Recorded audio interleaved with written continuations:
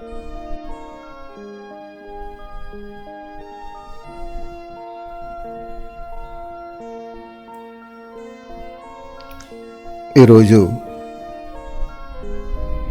చాలా పవిత్రమైన రోజుగా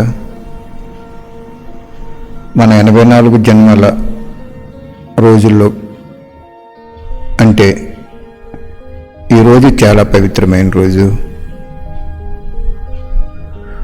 అనుభవం చేసుకోండి.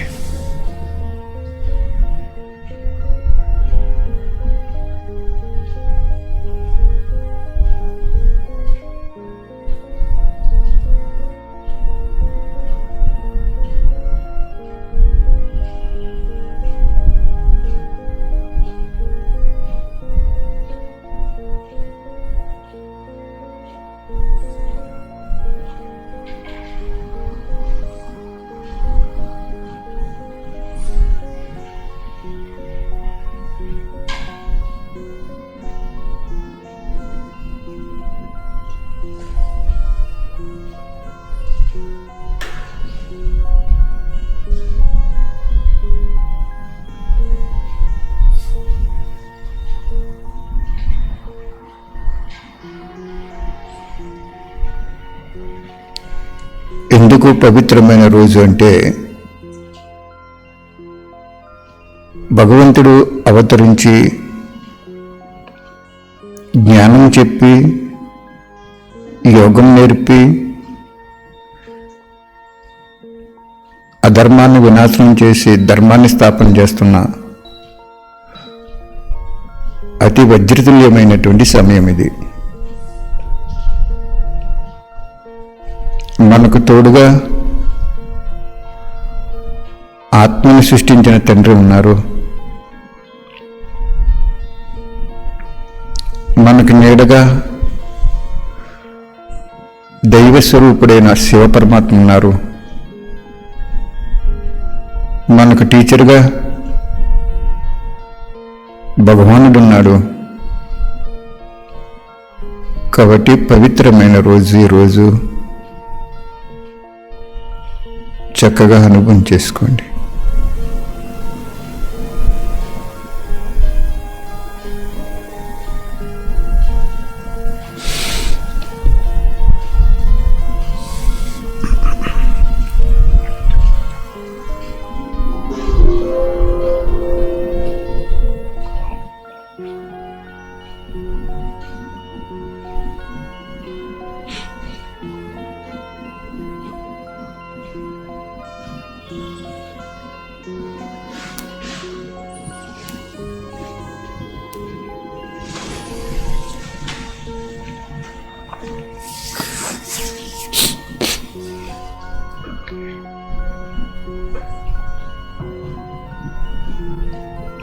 చాలా చాలా పవిత్రమైన రోజు. ఎందుకంటే పరంధామ నివాసి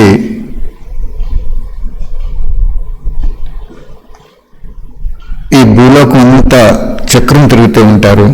ఈ సంగమ యుగంలో ఎవరు పిలిచినా వెంటనే హాజరైపోతారు.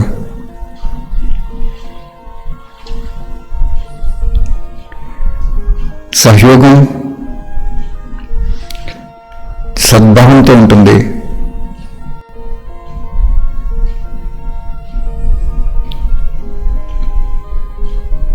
ఉపకారం ఊళ్ళలో ఊగుతున్నట్లుంటుంది.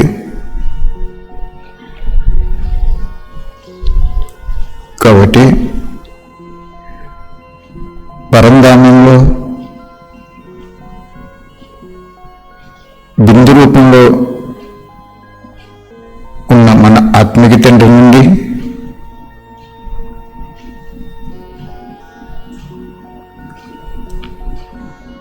మన ఆత్మకి ప్రవాహంగా పరమాత్మ శివుని శక్తి వస్తున్నట్లు అనుభవం చేసుకోండి.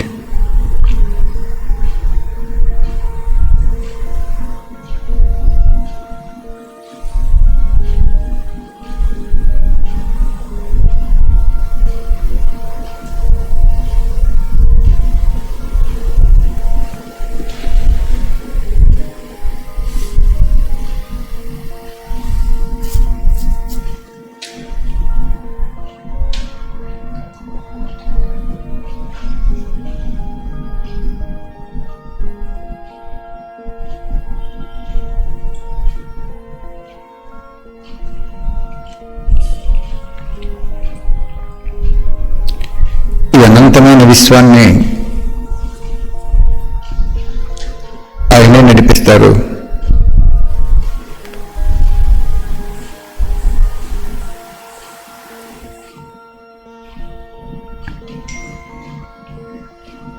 ఆయనతో మన ఎంత ప్రేమ స్వరూపమైనటువంటి స్పందన ఉంటుందో అంత అతీంద్ర సుఖం మనకు అనుభవం అవుతుంది. సంగమయుగంలో అతీంద్ర సుఖము ఒక్కటే. ప్రతి జన్మలో అవినాశి ప్రాప్తిని ప్రసాదిస్తుంది.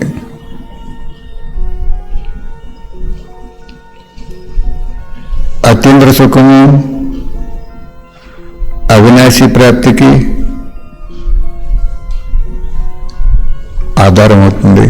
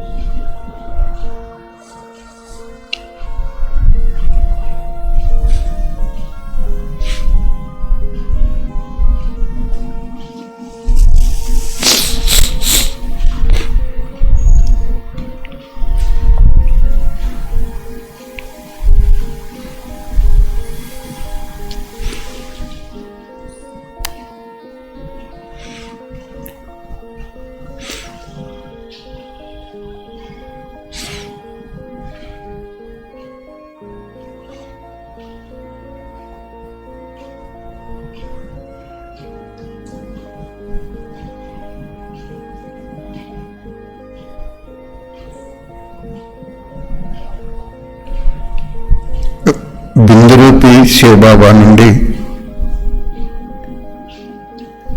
బిందురూపి ఆత్మకి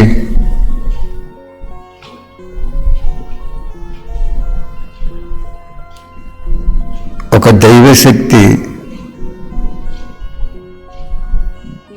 ప్రవహిస్తున్నట్లు అనుభవం చేసుకోండి.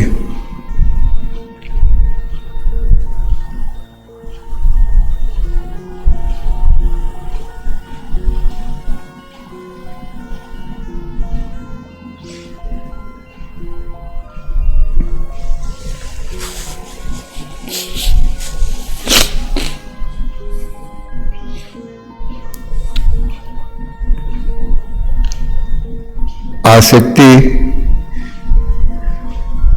మన ఆత్మని దైవ స్వరూపంగా తయారు చేస్తుంది.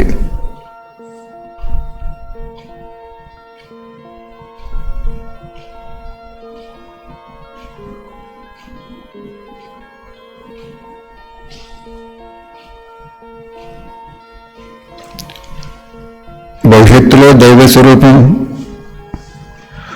వర్తమానంలో విశ్వ పరివర్తన పరిస్థితిగా తయారు చేస్తుంది. ఆధారం నిరాకారుడి యొక్క ఆధారం. దినమంతట్లో ఆ నిరాకారుణ్ణి భిన్న భిన్న రూపాల్లో ఎంత అనుభవం చేసుకుంటామో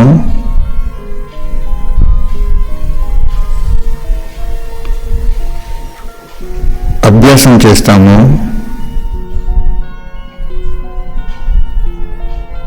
అదే అతీంద్ర సుఖంలోకి పరివర్తన అయిపోతుంది.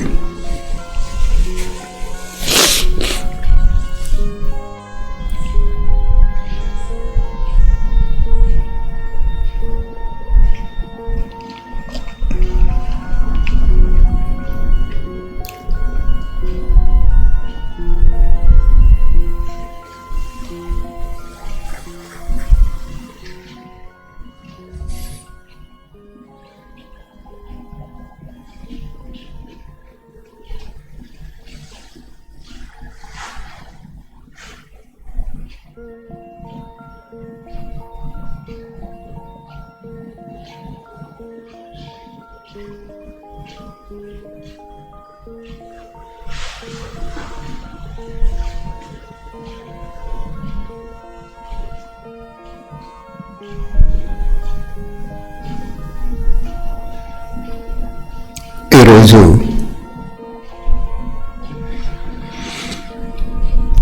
అడవిలో ఉన్నటువంటి క్రిమి కీటకాలు, జంతువులు, పశుపక్షాదులకి చక్కగా యోగం చేద్దాం. ఇటువంటి యోగం ఏ యోగంలోనే ఉండదు.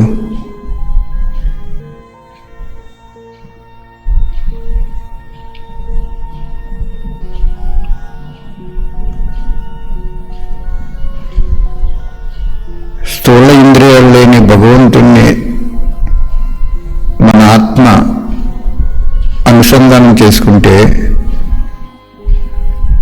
మనకి అతీంద్ర సుఖం అనుభవం అవుతుంది.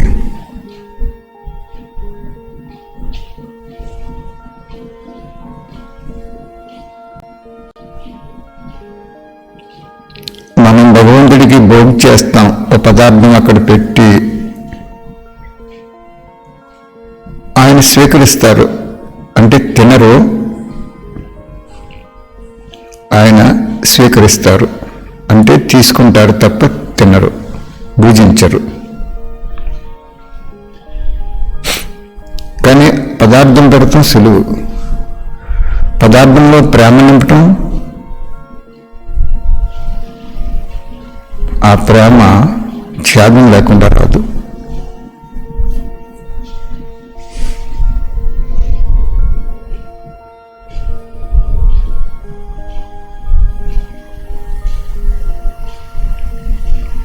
బాబా, నువ్వు ఏమీ భుజించవు, మాకు పెడతావు. నిన్ను ఒక చిన్న పిల్లవాడిగా నేను చిన్న ముద్ద పెడుతున్నాను, తీసుకుంటా బాబా, తీసుకో బాబా అని మీ మనస్సు ప్రేమ స్వరూపంలో స్పందన అయినప్పుడు అతీంద్ర సుఖం వస్తుంది. మరి స్పందన అవుతుందో లేదో చూసుకోండి. ఏ పని చేసినా కేవలం పదార్థం పెట్టేసి మనం అక్కడ కూర్చున్నాం అనుకోండి, అది ద్వాపరయుగంలో భక్తి మార్గ సంస్కారం రికార్డ్ అవుద్ది. ప్రతి సెకండు, ప్రతి ఆలోచన, ప్రతి మాట, ప్రతి కర్మ, ప్రతి సంబంధం అన్ని యుగాన్ని తయారు చేస్తూ ఉంటుంది. అర్థమైందా? అతీంద్ర సుఖం ఎప్పుడు వస్తుందంటే మీలో త్యాగం ఉన్నప్పుడు వస్తుంది.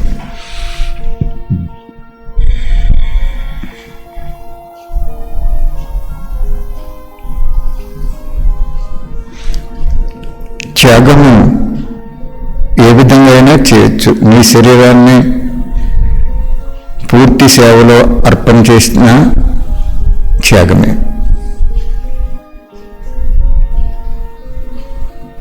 చూడండి, చాలామంది కుమారులు, కుమారీలు శరీరాన్ని వివాహం చేసుకోకుండా, ఇంకో ఇతరులతో సంబంధం పెట్టుకోకుండా బాబాకు అర్పణ చేస్తారు. మన ఈ రుద్రయజ్ఞంలో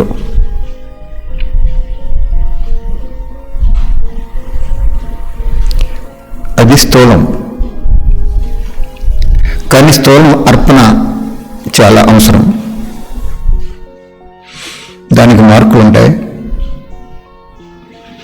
స్వర్గప్రాప్తి కూడా ఉంటుంది.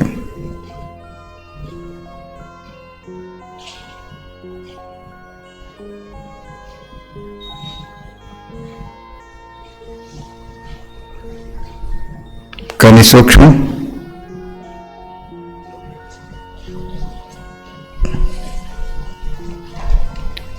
సూక్ష్మార్పణ అంటే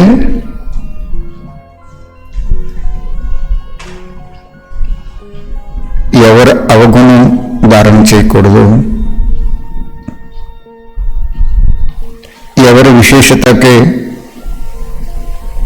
ఆకర్షితం అవ్వకూడదు. అది సూక్ష్మం.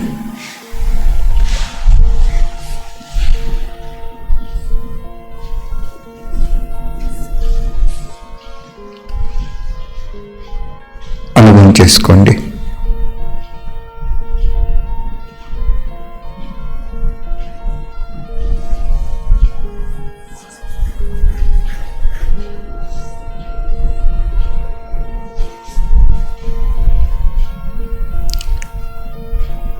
ఎందుకంటే ఈరోజు అతీంద్ర సుఖం ఎలా వస్తుందనేది ఒక చిన్న సబ్జెక్టుగా తీసుకుంటూ అడవిలో ఉన్నటువంటి ఆ సృష్టికి చక్కటి బాబా వైబ్రేషన్ చేద్దాం. అర్థమైందా? భోగి చేసి అక్కడ పెడతాం, మనం కూర్చోవటం అది సహజం. కానీ ఆ భోగిలో భగవంతుని ఒక చిన్న పిల్లవాడిగా మన ఒళ్ళో కూర్చోబెట్టుకుని ఆయన భుజించరు. మనం పెట్టే భోగి చిన్న చిన్న ముద్దల కింద ఆయన తినిపిస్తున్నట్టు అనుభవం చేసుకుంటే సూక్ష్మం.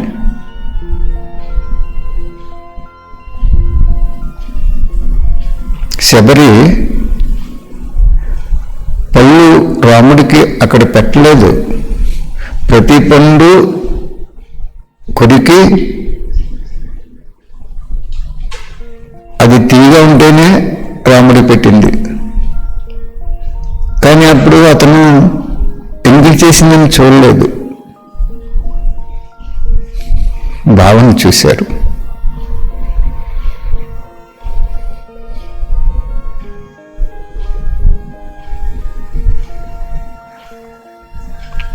అదేవిధంగా బాబా భావన చూస్తారు, పదార్థం చూడరు. కాబట్టి కుమారులైనా కుమారులైనా మాతలైనా అదర్ కుమారులైనా ఈ చాలా కాలం అభ్యాసం ఈ విధంగా చేసుకుంటే బాబా మీకు అతీంద్ర సుఖాన్ని తప్పకుండా ప్రసాదిస్తారు. ఆయన ఉన్న శక్తులన్నీ మనకి వీలునామా రాసి ఇచ్చేస్తారు, అంటే ప్రసాదిస్తారు.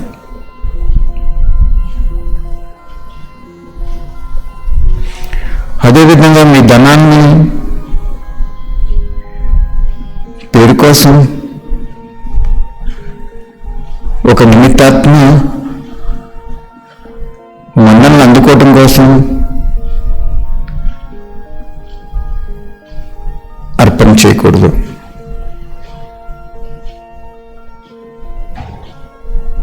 బాబా ఒక కొడుకు, బాబా ఒక కూతురు, బాబాయ్ సర్వస్వం, నాకు చాలా ప్రాణ స్నేహితుడు భగవంతుడు. ఆ ప్రాణ స్నేహితుడికి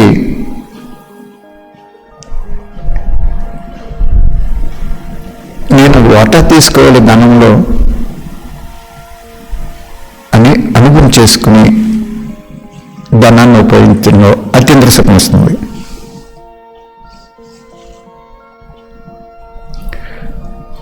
ఫార్మాలిటీగా ఇచ్చి ఏదో కార్యార్థం ఇచ్చి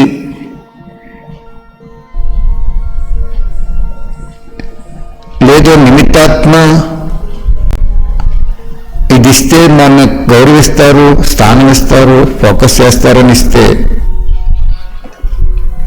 స్వర్గం వస్తారు. కానీ ఇక్కడ సంగమయుగంలో అత్యంత సుఖం అనుభవం అవ్వదు. అత్యంత సుఖం అనుభవం అవ్వకపోతే జన్మ జన్మలు భాగ్యం అవినాశిగా వంట రాదు.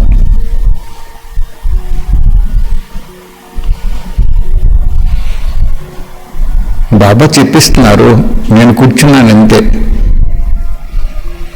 ఎందుకంటే సమయం సమీపంగా వెళ్ళిపోతున్నప్పుడు అతీంద్ర సుఖం ఆత్మే బాబా వెంట ధర్మరాజపురిలో కూడా బాబాయే టాటా చెప్పి పంపించేస్తారు పరంధామకి. భగవంతుడు టాటా చెప్పడం అంటే ఇంకా ఆత్మకి అక్కడ ఖాతా లేదు. దృష్టి ద్వారా ఖాతా తీరుస్తారు బాబా, ఖాతా లేదని.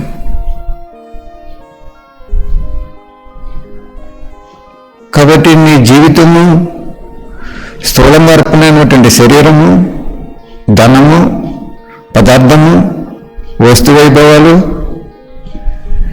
నీ పేరు కోసం, గౌరవం కోసం అర్పణ చేసేవా?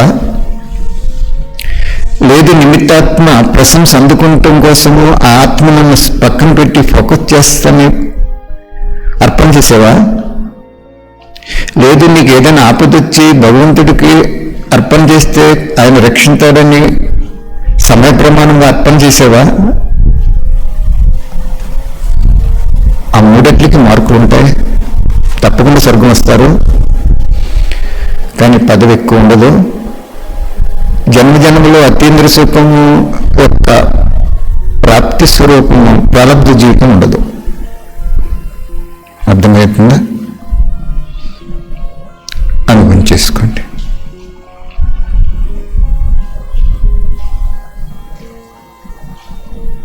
ప్రేమస్వరూపంలో పరమాత్ముడు తన దగ్గర ఉన్న అష్టశక్తులు సర్వసిద్ధులు మీకు ప్రజెంట్ చేసి ఆయన ప్రత్యక్షమవుతాడు, మీ ద్వారా ఆయన ప్రత్యక్షమవుతాడు.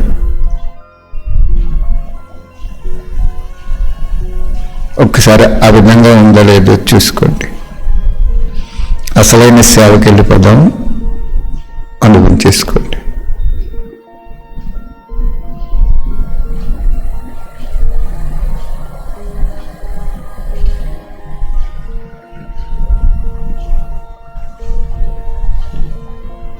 ఇప్పుడు భగవంతుడు సద్గురు రూపంలో ఉన్నారు. యావత్ ప్రపంచానికి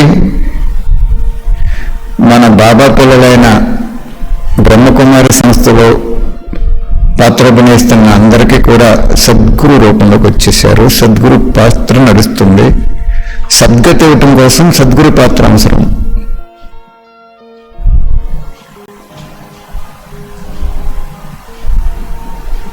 నెక్స్ట్ పాత్ర సూక్ష్మతంలో ఆత్మలన్నీ ఆపి, శరీరం ఉండదు, అక్కడ సంబంధ బంధం ఉండదు, వస్తు వైభవాల బంధం ఉండదు, ఆత్మ నిరాకారిగా ఉంటుంది. ఆయన ఎదురుగుండా ప్రత్యక్షమవుతుంది. ఆయన ఒక్క సెకండ్ చూస్తారు. ఏదైనా సూక్ష్మ వికారాలు కనుకుంటే ఒక్క సెకండ్ దృష్టి ఇచ్చి సంస్కారం అనే బిందువుకి దాన్ని భస్మం చేసి పరంధామ పంపుతారు. ఎందుకు చేస్తున్నాడు అక్కడ ఆ కార్యం? ఒకసారి అనుభవం చేసుకోండి.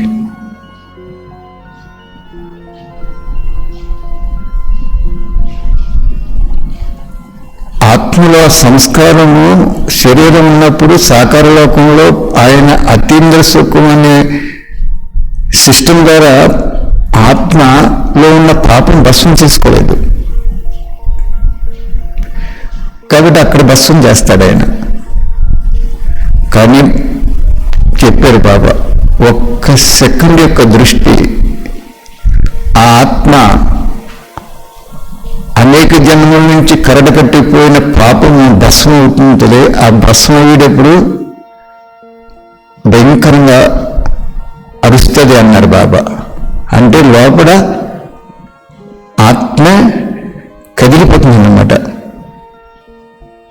ఎలాగా బాబా నాకు అర్థం అవ్వలేదు ఈ పాయింట్ అంటే, బాబా ఏం చెప్పారంటే, మత్తు ఇవ్వకుండా ఆపరేషన్ చేసినప్పుడు పేషెంట్ కదిలిపోతాడు, బాధపడిపోతాడు, ఆపరేషన్ చేయనివాడు, అది సక్సెస్ అవ్వదు కదా. మత్తు ఇచ్చేస్తే చక్కగా చేయించుకుంటాడు. కానీ అక్కడ బాబా ఇక్కడ మనకు మత్తిస్తున్నాడు, అత్యంత సుఖం అని మత్తిస్తున్నాడు ఇక్కడ, అక్కడ ఇవ్వడు. ఏం చేత నీకు అత్యంత సుఖం ఇక్కడ అనుభవం చేసుకోలేదు నువ్వు, కానీ స్నేహం చేసావు, కానీ స్నేహంలో లీనమవ్వలేదు. స్నేహం చేసే వేరు, స్నేహంలో లీనమవటం వేరు. అప్పుడు పరంధామ పంపుతాడు. మళ్ళీ ఆత్మకి ఏ పాత్ర సత్యత్రాతకంగా రావాలో అక్కడ పంపిస్తారు. ఆ ఆత్మలో రికార్డ్ అయిపోద్ది. అది ఆటోమేటిక్గా ఆ సమయం వచ్చేటప్పుడు కిందకు వచ్చి పాత్ర అభినయం చేస్తుంది. మీరు 3 గంటలకి అలారం పెట్టుకున్నారనుకోండి, రాత్రి పడుకున్నారు 10 గంటలకి, అదేం చేస్తుంది? 3 గంటలకి అలారం కొట్టి మిమ్మల్ని లేపేస్తుంది. అలాగే భగవంతుడు ఫిక్స్ చేసాడు డ్రామా అనేది, పూర్తి అవినాశి డ్రామా, ఫస్ట్ సంగమేగంలో ఫిక్స్ అయిపోయిన డ్రామా. కాబట్టి మీకు ధర్మరాజపురిలో ఆగుతూ ఉంది, అక్కడ బాబా ఇలా టాటా చెప్పి వెళ్ళిపోండి అంటాడు. ఎవరిని? ఏ త్యాగం ఉన్నవాడిని? శరీర త్యాగం కాదు, మనస్సులో సూక్ష్మ శక్తిలో భగవంతుడి జన్మనిచ్చిన ఆత్మ యొక్క మనస్సు యొక్క సూక్ష్మ శక్తిలో ఏ ఆత్మని దోషిగా చూడకూడదు. మనల్ని అవమానించిన దోషిగా చూడకూడదు. ఎలా చూడాలి? ఆ సమయంలో ఆ ఆత్మ మాయకు వేసినై పరవశించే ఆత్మ, పరమాత్మ నుంచి దూరంగా ఉండే ఆత్మని అనుభవం చేసుకోవాలి.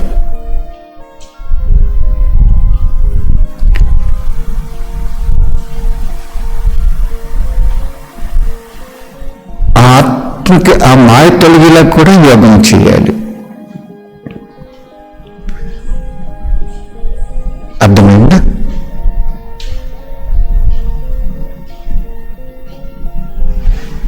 కాబట్టి విశేషమైన ఆత్మలో సాంగత్యంగా ఉంటాం. ఆ విశేషమైన ఆత్మని గుణగానం చేయటం కాదు, ఆ విశేషతను మనం కాపీ చేసి ఆ విశేష ఆత్మ ఏ సత్యమైన యజ్ఞానికి సహయోగం అవుతుందో ఆ యజ్ఞానికి సహయోగం అవటం అనేది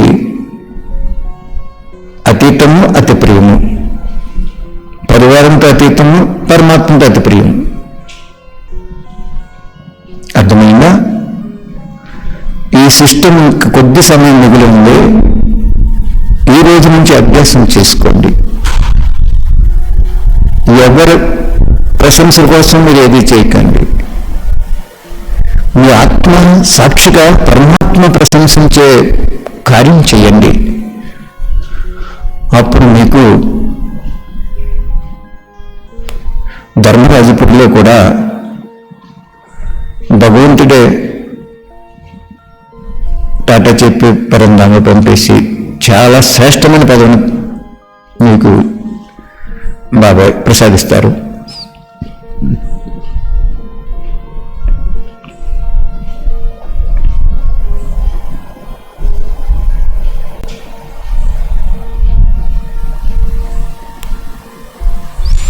భగవంతుడే నీకు టాటా చెప్తున్నాడు, నువ్వు చెప్పవలసిన బదులు నువ్వు అక్కడ ఆగావు తండ్రి అని ఆగావు. బిడ్డ, నీకు సాకార లోకంలోనే సాకార శరీరంలో ఉండగానే అవ్యక్త స్థితి, అవ్యక్త పరమాత్మ స్నేహంలో లీనమయ్యి మేరాబాయిలాగా లీనమైపోయావు. నువ్వు టాటా వెళ్ళొచ్చాయి అని చెప్తారు బాబా. భగవంతుడు టాటా చెప్పనంటే మన చిన్న పురుషార్థం. ఈ రోజు నుంచి ఒక బ్రాహ్మణాత్మ వేరొక బ్రాహ్మణాత్మకు వశం అవ్వకూడదు. విశేషతకు వశం అవ్వకూడదు. బలహీనతకి వశం అవ్వకూడదు. అర్థమైందా? కాబట్టి అతీంద్ర సుఖము రావాలంటే ఈ విధమైన అభ్యాసము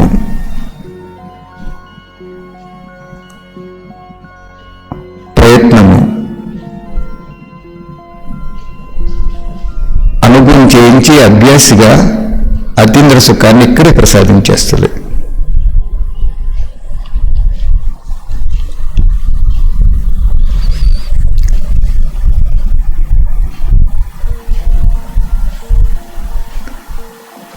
సృష్టిలో భక్తిలో చెప్తారు 84 లక్షల జీవరాశులు ఉన్నాయని. మనకేం చెప్తారు బాబా, 84 జన్మలు ఉన్నాయి మీకు, ఎక్కువలో ఎక్కువ, తక్కువలో తక్కువ ఒక్క జన్మ ఉందని చెప్తారు. కొంతమందికి 84, ఒక్క జన్మ కూడా లేకుండా ఆత్మ ఉండదు. అందుకే బాబా సందేశం మనం ఇవ్వాలి ఆత్మకి. కాబట్టి ఒక్కసారి బాబా, మీరు సృష్టించిన అడవులు ఈ భూమి మీద ఎక్కడున్నాయో ఒకసారి మీరు కిందకొచ్చి నా ఆత్మని మీ వెంట ఒక నమ్మిన బొంటుగా తీసుకెళ్ళి చూపించవా బాబా అని సంకల్పం చేసుకోండి.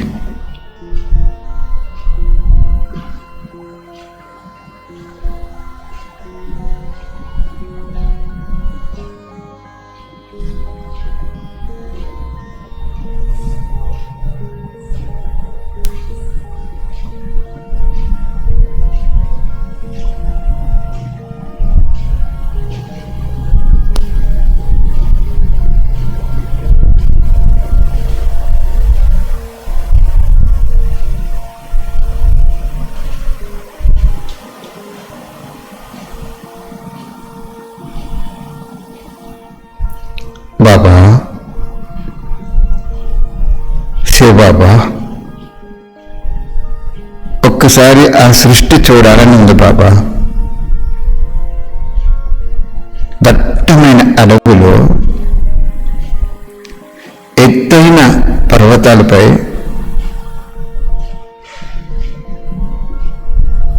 సూర్యరశ్మి కూడా ప్రవేశించలేనంత దట్టమైన అడవిలో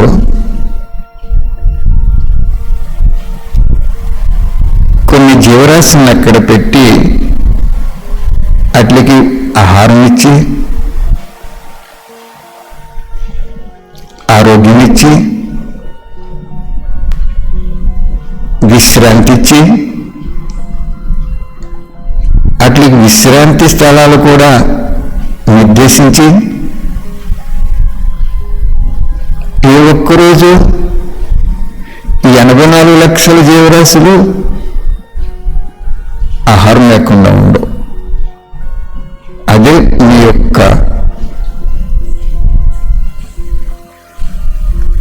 గొప్పతనం, బిడ్డలపై ప్రేమ. ఇంకా మానవులు ఒక్కొక్క రోజు ఆహారం దొరకపోవచ్చు. చూడండి, ఇప్పుడు వలస వెళ్ళిపోతున్నారు. వాళ్ళు పాపం చూడండి, ఆహారం లభించట్లేదు. కానీ ఆ మూగజీవులు ఏమీ తెలియదు పాపం వాటికి, కదా బాబా? నువ్వు ఎక్కడుంటావో తెలియదు. కానీ అంత మూగజీవులు కాబట్టి, అమాయక జీవులు కాబట్టి, ఫస్ట్ సంగమయుగంలో పురుషార్థం ఆధారంగా వాటికి ఇక్కడ జన్మనిచ్చి, సంస్కారం ఆధారంగా శరీరాలు ఇచ్చి, జన్మనిచ్చి, వాటికి రాత్రులు నిద్రించేటువంటి స్థానాలు కూడా నువ్వే నిర్ణయించి చక్కగా వాటికి నిద్రించి, ఉదయం తెల్లవారుగానే చిన్న చిన్న పాట మాదిరి ధ్వనులు చేసుకుంటూ ఎగురుతూ ఆహారాన్ని స్వీకరిస్తాయి కదా బాబా? ఎంత అందంగా ఉంటాయి బాబా పక్షులు కూడా.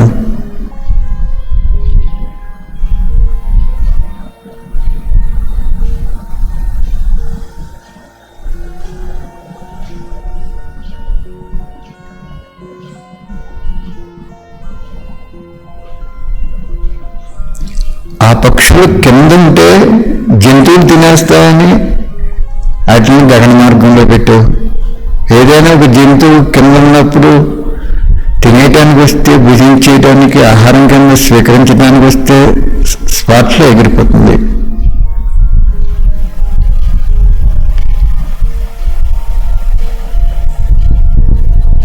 కాబట్టి ఏ జీవరాశికి జీవించడానికి స్వతంత్రాన్ని ఇచ్చావు. ఒకే స్థానంలో ఉంటున్నాయి కానీ స్వతంత్రంగా ఉంటున్నాయి, ఆనందంగా ఉంటున్నాయి, ఆరోగ్యంగా ఉంటున్నాయి, ఆహ్లాదకరమైన జీవితాన్ని అనుభవం చేసుకుంటున్నాయి. మనం మ్యూజియంలో చూడటానికి వెళ్తే ఓహో ప్రభు, ఈ రంగు దీనికి ఎవరేసారయ్యా, ఆ రెక్కలు కూడా ఎలా ఉన్నాయి, వ్యానిషింగ్ కలర్లో ఉన్నాయి, షైనింగ్ ఇచ్చే కలర్స్లో ఉన్నాయి. నెమలి చూడండి బాబా, ఏం సృష్టించేవి దాన్ని.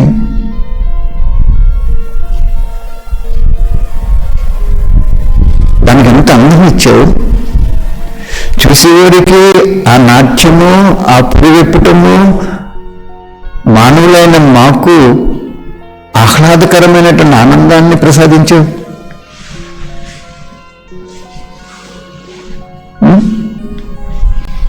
నీ సృష్టి ఎంత గొప్పది బాబా. ఒకసారి తీసుకెళ్ళండి బాబా, మీరు వచ్చారు నేను వస్తున్నాను, అలాగా మీరంతా మీరు ఎక్కడెక్కడున్నారో ఈ భూ ప్రపంచంలో మాకు తెలియదు కదా బాబా.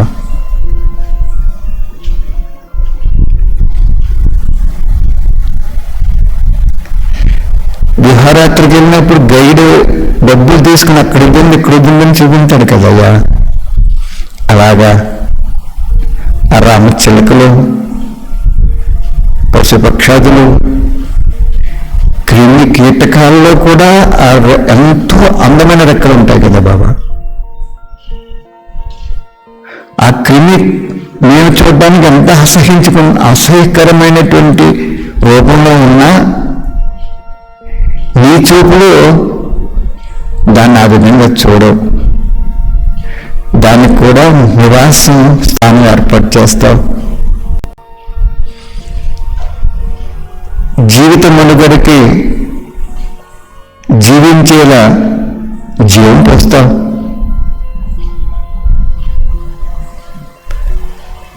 నీకు మాకు అది అసహ్యంగా కనపడచ్చు, కానీ మాకంటికి నీకంటికి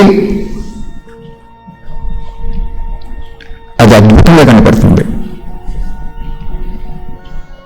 ఆహారం ఇస్తావు, దానికి జీవిత విధానం ఇస్తావు, నిద్రిస్తావు, స్థిరమైన స్థానం ఇస్తావు. ఎంత గొప్ప అద్భుతమైన అపురూపమైన అభినందించవలసిన సృష్టికర్త బాబా మీరు. మరి ఏ యుగంలో నేను తలా ఆలోచించడం ఉంటుందా బాబా మాకు? రాయల్ జన్మ తీసుకుంటాం, కృష్ణుడి కుటుంబంలో తీసుకోవచ్చు. నీ ముందు కృష్ణుడు ఎంత నో, సూర్యుడి ముందు కొవ్వొత్తి లాంటిది అది. రోజు రోజుకి కృష్ణుడి పరివారంలో జన్మ తీసుకున్నా కూడా రోజు రోజుకి ఏమవుతుంది, ప్రారంభం తగ్గిపోతుంది. అదే నేను సంగమంలో నీతో ఉంటే సెకండ్ ప్రారంభం పెరిగిపోయి ప్రాప్తి అపారంగా నిండిపోయి ఇంద్రియాలన్నీ కూడా, సూక్ష్మ కర్మేంద్రియాలు, స్థూల కర్మేంద్రియాలు కూడా నీ సేవలో ఆహుతైపోతాయి, నీ స్మృతిలో నాట్యం చేస్తాయి.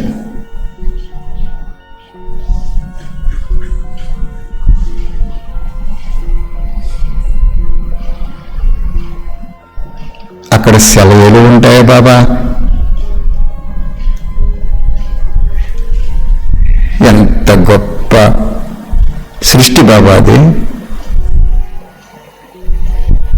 బాబా మొన్న ఇంటికి తగిలిపోయినాయి బాబా. ఆస్ట్రేలియాలో అడవులు, జంతువులు ఇంటికి తగిలిపోయినాయి. నాకు తెలుసు బాబా, సమయం సమీపంగా వస్తున్నప్పుడు ఈ సృష్టిపై ఏది ఉండకూడదు కదా.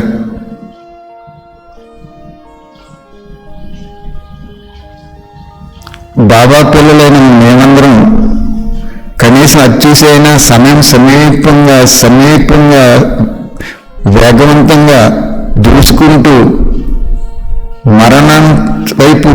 ఇంక వెళ్ళిపోతుంది, ఇంక ఈ శరీరాలు ఉండవు అని జ్ఞానోదయం కలగాలి కదా బాబా మాకు.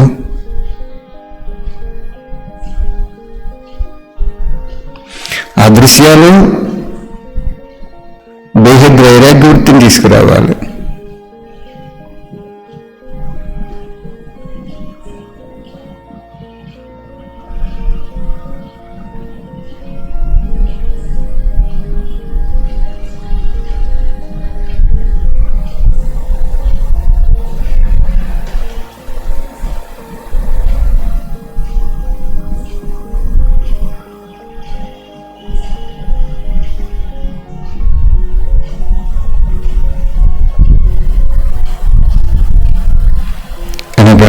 లక్షల జీవరాశులు ఉన్నాయి బాబా, సముద్ర గర్భంలో అయితే, అడవిలో అయితే, ఎక్కడైతే. మాకు 84 జన్మలు ఇచ్చేవా? 84 అంకె అనేది చాలా గొప్పదా బాబా? ఇప్పుడు 84 సంవత్సరాలు అయిపోయింది. బాబా పిల్లలు మేము అనుకుంటున్నాం ఇంకా ఎంతో సృష్టి ఉంటుంది, ఇంకా వినాశనం అవ్వదు, కొంచెం లగ్జరీ అనుభవిద్దాం, దాచుకుందాం కొంత ధనం, కొంత కాలక్షేపం చేద్దాం, వాళ్ళని వీళ్ళ స్నేహంలో జాలీగా గడిపేద్దాం అనుకుంటున్నాం. కానీ ఈరోజు 84 జన్మలు హైయెస్ట్, 84 లక్షల జీవరాశులు సత్యం. 84 సంవత్సరాల తర్వాత ఈ సృష్టి వినాశన గడియలు దగ్గరికి వచ్చేసినట్టు ప్రతి బ్రాహ్మణాత్మ అనుభవం చేసుకోవటం అనేది పరమసత్యం.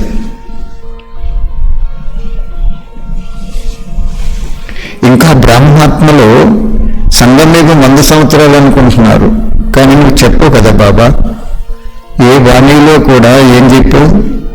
1 గంట ముందు కూడా వినాశనం చెప్పనన్నావు. మరి 100 సంవత్సరాలని ఎలా అనుకుంటున్నాం? మేము ఊహించుకుంటున్నాం కదా.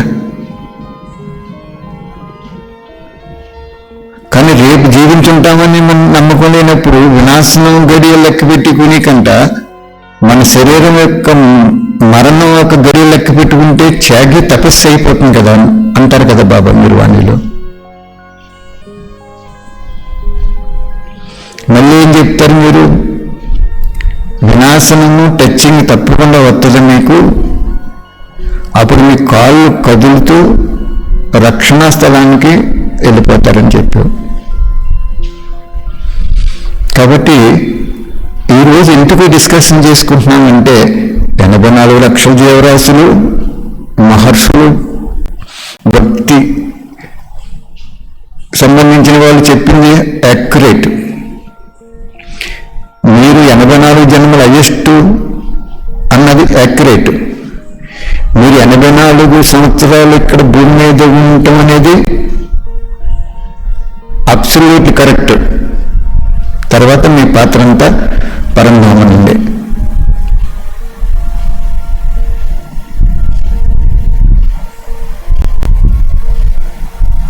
ముప్పై ఆరు నుంచి లెక్కేస్తే కరెక్ట్గా 84 అయిపోయింది కదా బాబా.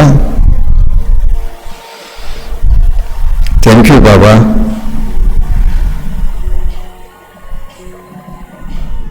ఎన్నో జీవరాశుల యొక్క అందాన్ని చూపించావు.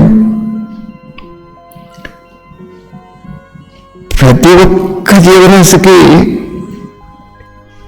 నిద్రించడానికి, నివసించడానికి చోటు లేకుండా చూపించావు. అది గ్రేట్, మీలో ఉన్న గ్రేట్.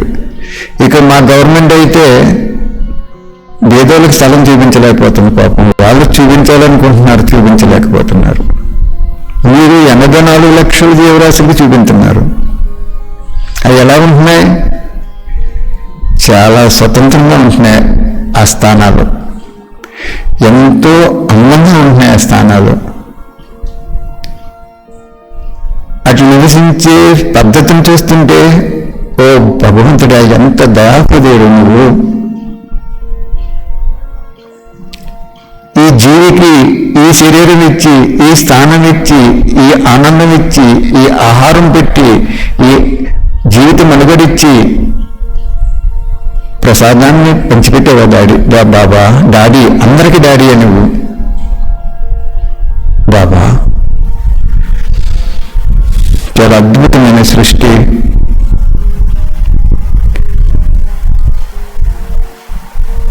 చాలా ధర్మమైనటువంటి డ్రామా.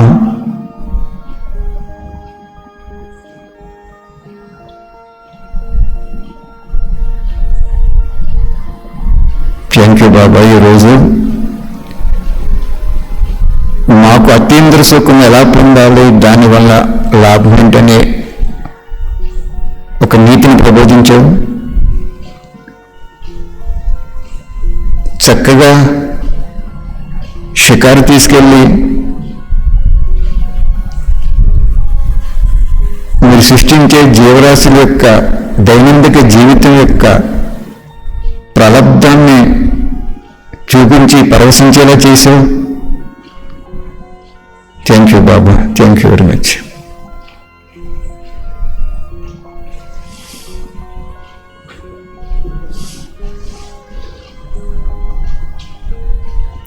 పక్షులు చూడండి బాబా, ఇంకా చూడాలనిపించింది. చక్కగా ఆకాశంలో ఎగురుతాయి, జంటగా ఎగురుతాయి, జంటగా ఒక కొమ్మ మీద వాళ్తాయి, జంటగా ఏదో ప్రియుడు ప్రేయసులకు భాషలో అభినయిస్తాయి. ఎంత గొప్ప సృష్టి బాబా మీది, అద్భుతమైన సృష్టి. అమాయక జీవుల మీద ఎక్కువ ప్రేమ ఉండే సృష్టినిది. ఎవరు బాబా, ఎవరు ఇవ్వగలరు? వాటికి ఆహారం ఎవరు పెట్టగలరు? నివసించడానికి, నిద్రించడానికి స్థానాలు ఎలా ఎవరు చూపెట్టగలరు బాబా?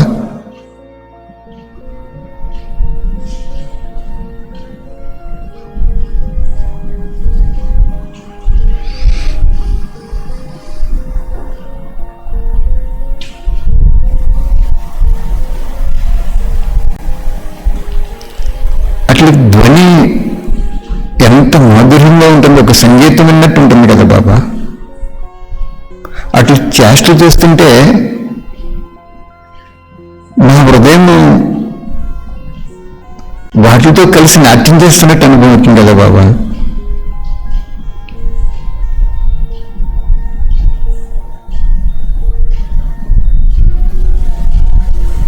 ఒకటి పెద్ద కలేబరంతో పాత్ర అభినయిస్తుంది ఒక ఆత్మ, జీవాత్మ. ఇంకొక ఆత్మ చాలా మైన్యూట్ స్ట్రక్చర్తో పాత్ర అభినయిస్తుంది, ఏకకణ జీవులాగా.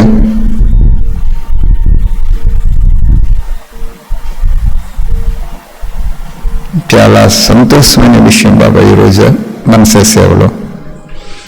ఇటువంటి మనసా సేవ సత్యయుగంలో ఉండదు. కృష్ణుడి పక్కన ఉన్న మాకు పెద్ద ఏం ఆనందం అనిపించట్లేదు బాబా.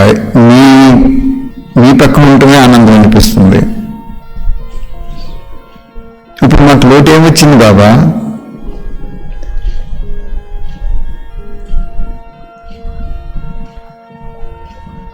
బాబా ఇటువంటి లోకాలు ఇంకా ఉంటే అక్కడ ఇవ్వండి బాబా జన్మ మాకు. అక్కడ సంగమయుగంలో, ప్రతి జన్మలో అక్కడ సంగమయుగంలో ఇవ్వండి మాకు. సత్యయుగం కూడా వద్దు, ఎందుకంటే మీరుండదు, మీ దివ్య జ్ఞానం ఉండదు, మీ ఆశీర్వాదాలు ఉండవు, మీ స్నేహం ఉండదు. మీరు ఉపాధ్యాయుడిగా మాకు శ్రేష్ఠ కర్మ చేయించి 5,000 సంవత్సరాలకు సరిపడే సౌభాగ్యం ఇచ్చి చదువు ఉండదు. సోదర భావంతో సేవ చేసుకోవడానికి అది కూడా ఉండదు కదా బాబా. షే బాబా, ఏదైనా ఇంకొక లోకాలు ఉంటే ఆ లోకాల్లో సంగమయుగం మమ్మల్ని పాత్రభిణించే ప్రాప్తిని ప్రసాదించండి బాబా. ఎందుకంటే రాముడు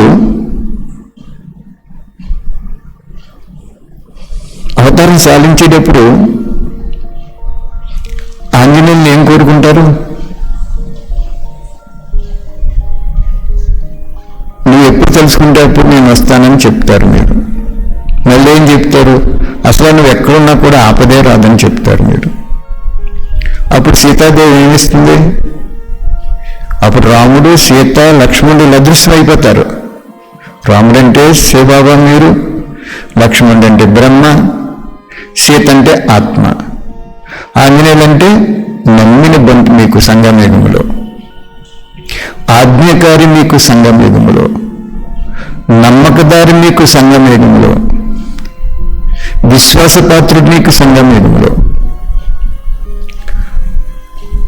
అప్పుడు సీతాదేవి హారమిస్తుంది. ఒక్కొక్క పూసను కొరికి ఇందులో రామనామస్మరణ లేదు అనే హారం పక్కన విసిరేస్తాడు. దాని అర్థం చెప్పారు కదా బాబా. 16,108 మాలలోకి వచ్చినా కూడా నీ స్మృతి ఉండదు కదా బాబా. ఆ మాల ఏంటి? 16,108 మాల లాంటిది. 16,108 మాలలో జన్మ తీసుకున్న సెకండ్ కృష్ణుడైనా, థర్డ్ కృష్ణుడైనా, లేకపోతే కృష్ణుడు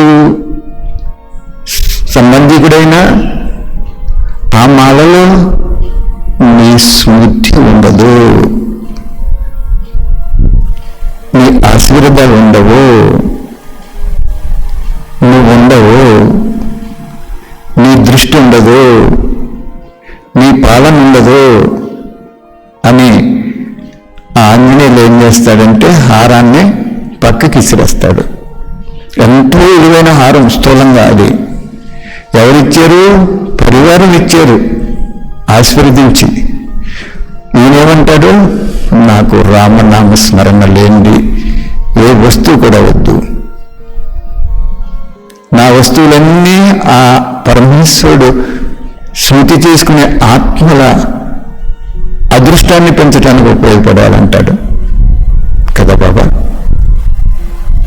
అటువంటి పాత్ర ఎక్కడైనా ఉంటే మాకు ప్రసాదించండి. ఆ కథ మాదిగా మేము అనుభవం చేసుకుంటున్నాం. ఇంకా పైన ఎన్నైనా లోకాలు ఉంటే నువ్వు ప్రతి సంగమంలో ఉండే ఆ లోకాల్లో పాత్ర ఇవ్వండి. మాకు ఆ 16,108 మాలలో కూడా అవసరం లేదు. రోజు రోజుకి ప్రారంభం పెరిగిపోతుంది. నువ్వు ఉండవు, ఇటువంటి మనసు సేవ ఉండదు, నీ ఆశీర్వాదాలు ఉండవు. అసలు నువ్వెవరో మాకు తెలియదు, నువ్వు ఎక్కడుంటావో మాకు తెలియదు, నువ్వు ఎప్పుడు వస్తావో మాకు తెలియదు, నీ లీలలు ఎటువంటివో మాకు తెలియదు కదా బాబా.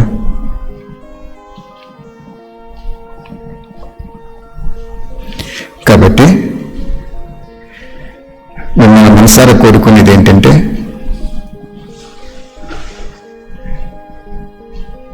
ప్రజలకి ఇది ఒక పిచ్చి కోరికగా అనిపించవచ్చు,